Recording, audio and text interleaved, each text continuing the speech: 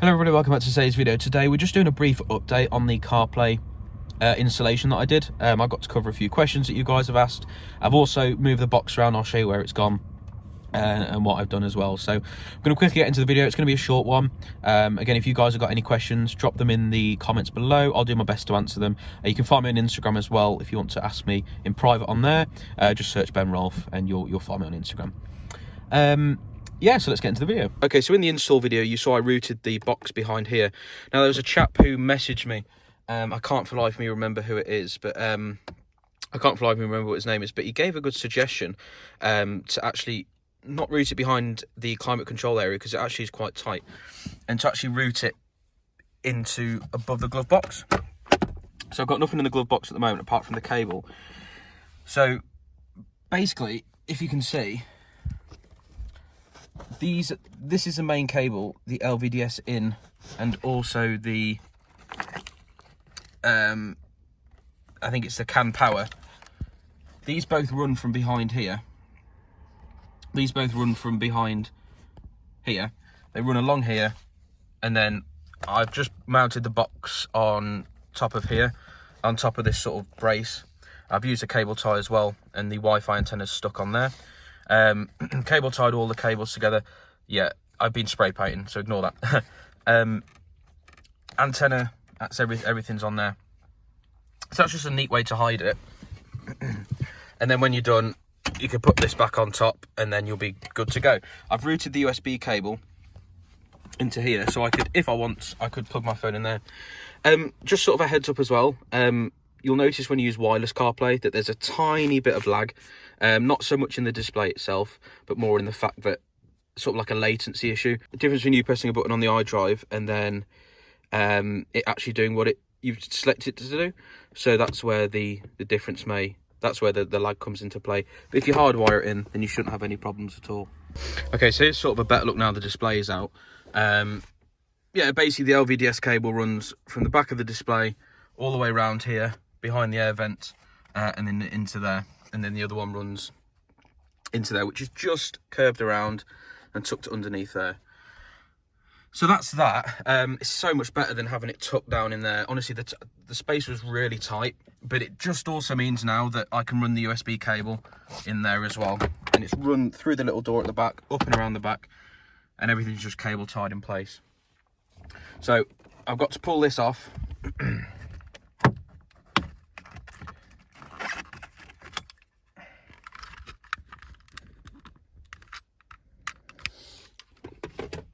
Because I've got to reseat this, which should, all being well, just clip back in like so. And this goes in just after. There we go. And then that screws back into place there, and then I can tuck the display back. Okay, so right as you start the car, this is the splash. This is a splash screen that you get. Okay, so just running you through briefly the CarPlay system. I'm not really going to go into this depth into CarPlay itself because it's pretty self-explanatory.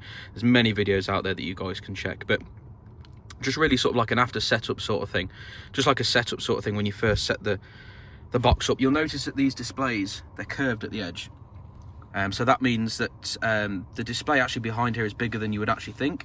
It actually runs quite over the edge quite a bit. You can see sort of like a black bar there. Now what I've actually done is I've actually brought in the scrap, I think it's called. So I've scrapped the display, brought it in a little bit on each end. Otherwise it would have hung over and you wouldn't be able to see the time. So to do this, you go into, this is your main display when you get the CarPlay box. You know, once you first start the car up, you're going to want to go into setup. Then you're going to want to scroll all the way down to CarPlay right scrap and CarPlay left scrap. So I've set mine to 30 and that brings it in as far as it possibly can. CarPlay top scrap and bottom scrap brings the display in from the top and bottom. Another little thing as well that I've changed as well is the audio. So if you guys have got the built-in Harman Kardon sort of speaker system, the sound quality that you'll get from this it's incredible. You've actually got a built-in EQ as well, which means you can change sort of like the hertz, I guess, if you will, of the audio. Now, at stock, it's set to standard. But if you've got the Harman Kardon system, I'm not sure about it works on standard, but if you switch it to classic, honestly, I'm telling you now, you would have never heard sound like it, especially from a Mini. Before, I found the audio was very combined, in a sense that you couldn't really tell the highs from the mids from the lows underneath. Obviously you could hear the bass, but set it to classic and you'd be able to distinguish the high notes, the high notes, the mid and the bass from the speakers. It's crazy. You're gonna have to try it out, honestly. So that's mainly it. Now, obviously, to use the CarPlay system itself, you're just simply twisting the dial, the iDrive dial here. We can go back to CarPlay as well. Steering wheel's upside down, but you've still got access to your volume controls. Now, the volume interface doesn't pop up on here, but you still get the visual sort of light ring around the outside, you know, that you can sort of still see. You can also navigate through CarPlay by using the steering wheel controls. So you just press the up and down button, as you can see, up and down, down, up. You can go to Spotify. I don't know what song I've got on at the moment, but yeah, so I'm not going to play a song. It actually stops the recording. Plus, getting the audio through the camera really isn't, it won't do it justice anyway. So basically that's Spotify. Again, I'm not going to go through everything. You got your home screen. You've also got on these larger screens, if you press the button again, it will give you like a split screen view where you've got your map, your audio controls and navigation at the top. I'm not going to go into that because it's got a map and it'll show you where I live.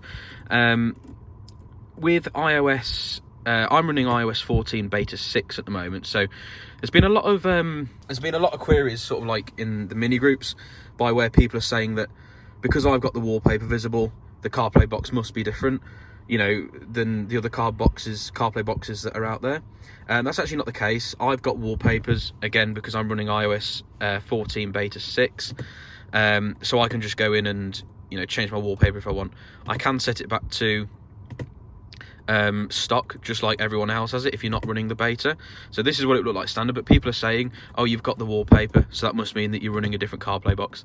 That's not the case. CarPlay is just a mirrored sort of like a system from your iPhone. So when people are saying that, it's to put it straight, it's just nonsense. There are a few different CarPlay boxes on the market. Some people say order from them, other people say don't order from this company, and it's hit and miss. The company I bought this from AliExpress, yes, it's from China, but when you think about it, there's companies out there that they buy stuff, stick their own name on it, and you know, they can put a markup of, I don't know, 50% or whatever on it. So if you buy straight from the supplier, yes, you're gonna have to wait a bit longer, but the box you're gonna get is the same as everyone else's that they're using. Yes, some may not come with Wi-Fi, but the one that I've bought does. That's wireless CarPlay and Android Auto. So that's mainly CarPlay. Again, if you want to go back to your iDrive, you can either hold the menu button for 2 seconds. There we go, and you still retain all of your iDrive navigation settings, absolutely everything, vehicle information, that's all still here. And then to go back, you hold the menu button for another 2 seconds and it'll switch back to iDrive. Now, there's also questions going around that I'm going to try and answer. Do you retain your reversing camera if you've got one? Yes, you do. So when the engine's on, the ignition's on, but the engine needs to be on. When you put it into reverse, this will automatically switch back to iDrive. So for me, it looks like this. So when I go into reverse, it looks like this. And immediately when I take it out of reverse, it will go back to this. So when you put into reverse, obviously my Mini thinks that, you know, there would be a camera in place. There isn't, so it's not displaying anything. But if you guys have got a camera or reversing parking sensors, you retain all that, which is great. Another thing as well, if you've got a heads-up display, what's on here, track information, won't appear up on there. They're two separate systems. All the iDrive sort of screen's doing is just allowing you to play what's on the CarPlay box, because it's just like it's a completely separate system, if that makes sense. Also, when you start up the car, you'll need to make sure that you have the audio set to aux front. When you've set it to aux front, you can then go into CarPlay, onto Spotify or Apple Music, whatever you use, and then start playing the music through there. Again, sound quality on Harman Kardon is great, so it's something I'd definitely recommend. Going back to the settings as well, you can also stream your phone to the display, so you could watch YouTube videos, you could play games from it, that sort of thing, which is actually pretty neat, to be honest. Again, you can run a camera to it, so if you want to wire up your own reversing camera, you can set it up so when you go into reverse, the reversing camera will pop up on there. Yeah, if I'm honest, there's not much more to go over. You can change it from right drive to left drive, and all that's going to do is it's going to move the time and date from that side and put it over this side, as well as all of the sort of like the Apple controls. I'll just go back to CarPlay. So it will move these over to this side. That's what that does. So if you prefer them over the other side, then obviously welcome to change right drive. I'm not too sure what these do yet. Obviously the scrapper's bringing the display in. Auto night mode dims the display and puts the dark mode on when it gets past a certain time. Now, I'm not sure what the certain time is, but that's basically it. You still retain all of the sort of like well, basically there's a light sensor in here. That's what that little grey dot is there. So your screen will still go bright and dark depending on sort of like the light around the car sort of thing. So you'll still maintain the sort of dimming features of the display as well, which is good. Okay, so you can also use Siri. All you've got to do is hold down the button there and it will pop up Siri. You can also say the dreaded "Hey Siri" sort of word, and it will bring up Siri, and you don't need to use any controls or anything like that. So you just say, "Hey Siri, what's the time?" and it will bring up Siri and tell you the time or something like that. So, which is good. Again, you know, when you change to sport or anything like that, you don't get the thing on here like you would in the normal display. So you get sport, mid, mode and green. When you're in the CarPlay, you don't get that. You just get the sort of visual identification around the ring on the outside to show what sort of mode you're in. You still retain that up on there as well, so that'll still tell you. But yeah, to be honest, I think that covers everything, to be honest. Anyway, guys, that's been it. Again, like I say, just a quick video.